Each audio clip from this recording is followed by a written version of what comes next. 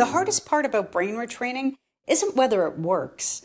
It's whether you can stay consistent long enough for the changes to stick.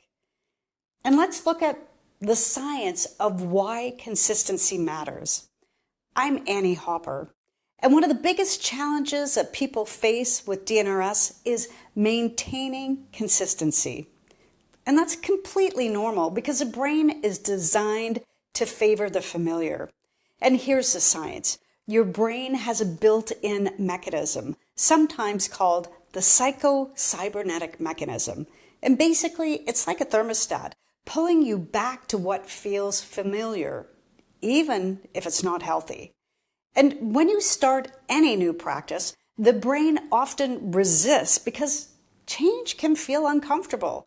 But here's why consistency matters.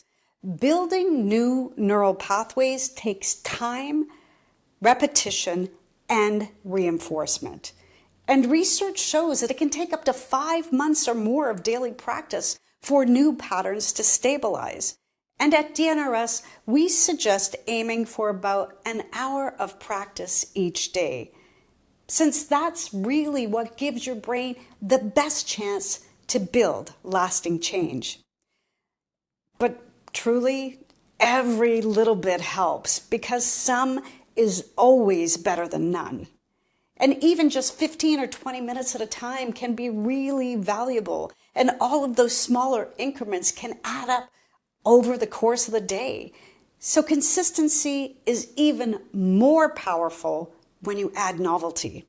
So research shows that engaging in new mentally stimulating activities like learning a language or solving puzzles not only keeps your brain young, but also sparks neurogenesis, or the creation of new neurons. So these flow states release dopamine, which boosts motivation and helps those habits to stick. And that's why we encourage weaving joy and creativity into your daily practice. So consistency is also tied to your emotional state. And positive emotions that release dose chemistry, which regulate the stress response, can prime the brain for change. That's why in Pillar 5 of DNRS, we focus on elevating your emotional state through focusing on positive memories or laughter or gratitude or music and much more. So when you combine practice with an elevated emotion, you accelerate rewiring. So, how do you stay consistent? Here's a tip. Start with a clear vision of what recovery looks like. Neuroscience shows that your brain needs a target. The second thing you could do is to pair your practice with an existing routine, like in the morning with your morning tea, or maybe it's before you go to bed at night, and keep it joyful. The more fun and uplifting your practice is, the easier it is to return to it.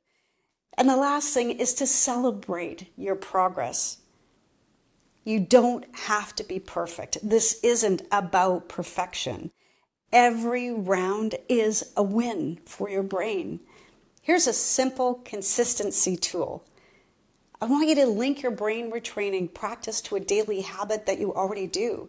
For example, every time you brush your teeth, just take 1 minute to visualize your proclamation. That's you in your life when you're fully recovered. Imagine what you're doing, how you feel, and who you're with. And adding even 60 seconds of joyful visualization to an existing routine helps fuel consistency, and it's effortless, and it gives your brain the repetition that it needs.